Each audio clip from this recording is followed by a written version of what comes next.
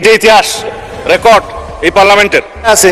বাংলাদেশের মহান স্বাধীনতা অর্জনের লক্ষ্যে পাকিস্তানের বিরুদ্ধে যুদ্ধ লিপ্ত হইয়া হানাদার ও দখলদার পাকিস্তানি বাহিনী এবং তাহাদের এই দেশীয় সহযোগী রাজাকার আল বদর আল শামস, তৎকালীন মুসলিম লীগ, জামাত ইসলামী, নেজামে ইসলাম এবং দালাল ও শান্তি কমিটির বিরুদ্ধে মুক্তিযুদ্ধে সক্রিয় অংশগ্রহণ করিয়াছেন। জামাত ইসলামী পাকিস্তানের বিরোধী ছিল বলে যে তথ্য আসছে, এটা একেবারেই অসত্য তথ্য। খুব বেশি করে আজকে আমাদেরকে রাজাকার আল বদর বলার চেষ্টা করা হচ্ছে। আজকে নতুন করে আবিষ্কার করলাম আমাদের মাননীয় সংসদ সদস্য জনাব আব্দুল্লাহ মাহমুদ তাহের, শিশু মুক্তিযোদ্ধা, তাকে আমি স্বাগতম জানাই।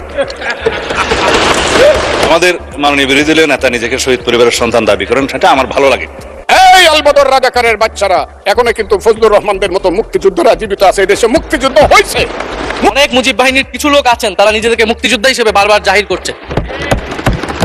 মুজিব বাহিনী তৈরি হয়েছিল অন্তর্ঘাত তৈরি করার জন্য। তোরা রাজাকার, তোরা আল শামস, তোরা আল বদর। ক্ষমতায় আসার আগে বলেছিলেন আই হ্যাভ এ প্ল্যান, আর ক্ষমতায় বসেই একের পর এক কার্ড দিতে শুরু করেছেন ইউনূসের ছায়া সরকার হিসেবে খ্যাতি লাভকারী তারেক রহমানের সরকার। যেখানেই যাচ্ছেন সেখানে তিনি কোনো না কোনো কার্ড দেওয়ার প্রতিশ্রুতি দিয়ে আসছেন। সর্বশেষ তিনি প্রতিশ্রুতি দিয়েছেন এলপিজি কার্ড দেওয়ার। দেশে নেই বিদ্যুৎ, নেই জ্বালানি, নেই সার, নেই খাদ্য নিরাপত্তা, নেই।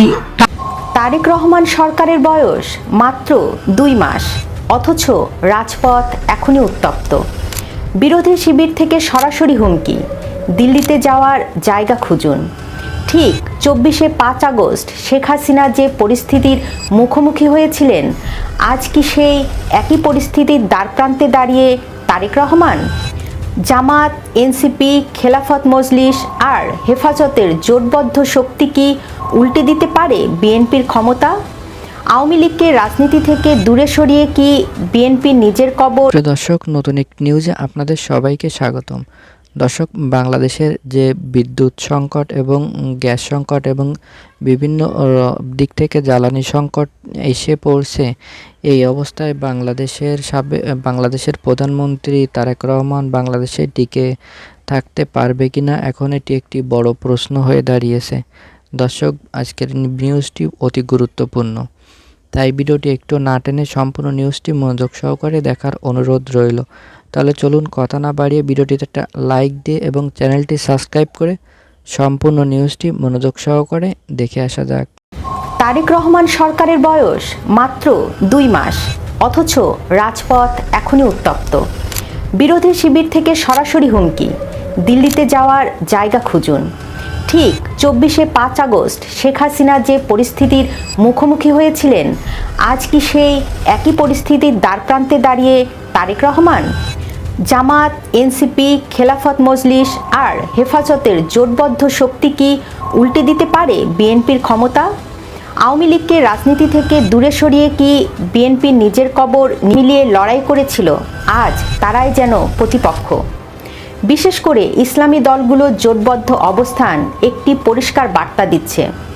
জামাত, এনসিপি, খেলাফত মজলিস এবং হেফাজত, এই শক্তিগুলো যখন একজোট হয়ে মাঠে নামার হুমকি দেয়, তখন তাকে তুচ্ছ ভাবার কোনো অবকাশ নেই। বিএনপি প্রত্যেকটি বিষয়ে পতিত পালিয়ে যাওয়া ফ্যাসিবাদের রাস্তা ধরে হাঁটা শুরু করেছে।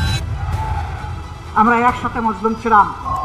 বিনয়ের সাথে বলতে চাই, হাজার চেষ্টা করেন ওই আওয়ামী লীগ হতে পারবেন না, দুর্বল আওয়ামী লীগ হতে পারবেন। বিএনপি যদি আওয়ামী লীগের পথে, পুরনো স্বৈরাচারের পথে দেশকে এগিয়ে নিয়ে যেতে চায়, তাহলে বাংলাদেশের জনগণ আবারও রুখে দাঁড়াবে, বাংলাদেশের তরুণ সমাজ আবারও রুখে দাঁড়াবে, বাংলাদেশের জুলাই গণঅভ্যুত্থানে অংশগ্রহণকারী প্রত্যেকটি ছাত্র জনতা আবারও রাজপথে দাঁড়াতে বাধ্য হবে।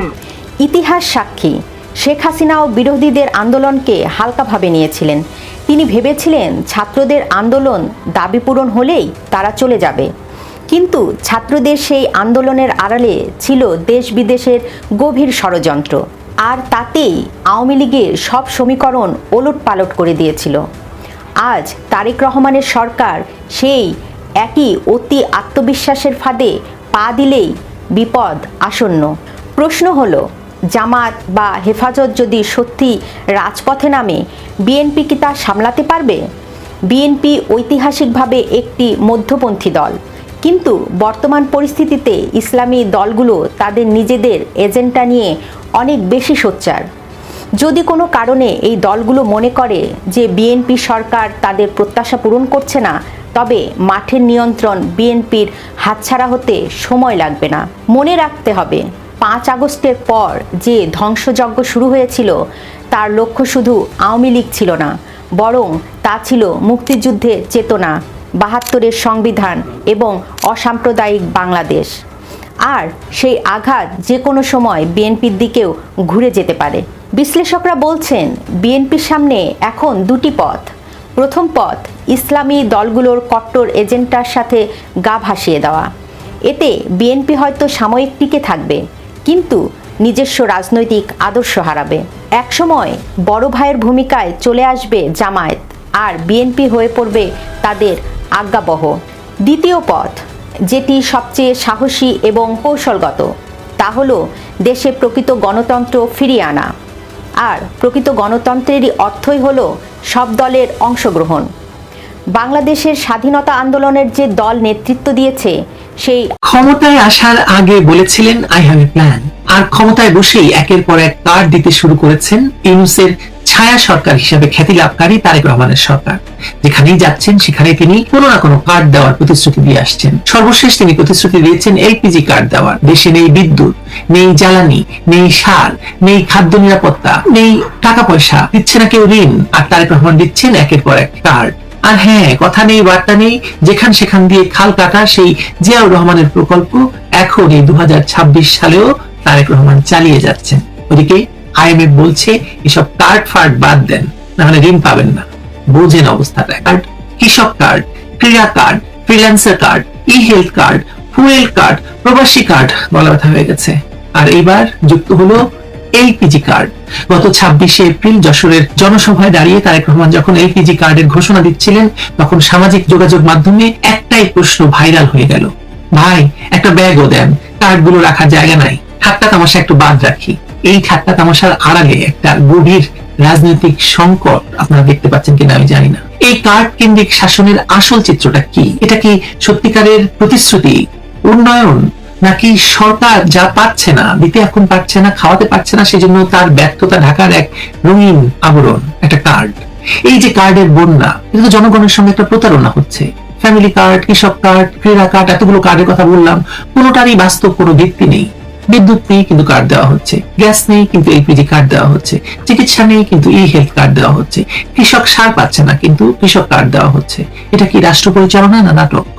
আর এই কার্ডগুলোর পেছনে কত হাজার কোটি টাকা খরচ হচ্ছে তার হিসাব কেউ দিচ্ছে না। আইএমএফ বলছে এসব কর্মসূচি যথাযথ মূল্যায়ন ছাড়া বাস্তবায়ন করা হলে অর্থনীতি আরো ঝুঁকিতে পড়বে। কিন্তু তারেক রহমানের সরকার কান তুলছে না। তারা বলছে এটা জনগণের প্রতিশ্রুতি, কিন্তু প্রতিশ্রুতি দেওয়া হয় বাস্তবসম্মত পরিকল্পনা নিয়ে। কল্পকাহিনী নিয়ে প্রতিশ্রুতি দিয়ে তো কোনো লাভ নেই। সবচেয়ে হাস্যকর বিষয় হলো এই কার্ডগুলোর বেশিরভাগই এখন পাইলটিং পর্যায়ে আছে, অর্থাৎ কাগজে কার্ড আছে, মানুষের হাতে নেই। যারা হাতে পেয়েছে তারাও বলছে কার্ড দিয়ে কি চুলা জ্বলে, কার্ড দিয়ে কি চাল ডাল মেলে, কার্ড দিয়ে কি পরীক্ষা দেওয়া যায় মোমবাতি চালিয়ে। সোশ্যাল মিডিয়ায় মানুষ হাসছে। একজন লিখেছে, এত কার্ড দিয়ে কি করব, ওয়ালেটে তো জায়গা নাই, এখন যদি একটা ব্যাগ দিতেন কার্ড রাখার জন্য ভালো হতো। আরেকজন লিখেছে, বিদ্যুৎ নেই, পরীক্ষা দিচ্ছি মোমবাতি জ্বালিয়ে, একটা বিদ্যুৎ কার্ড দেন ভাই। এই হাসির পেছনে আছে মানুষের গভীর কষ্ট। দেশের মানুষ এখন বুঝতে পারছে এই সরকার ক্ষমতা এসেছে কার্ড নিয়ে, কাজ নিয়ে নয়।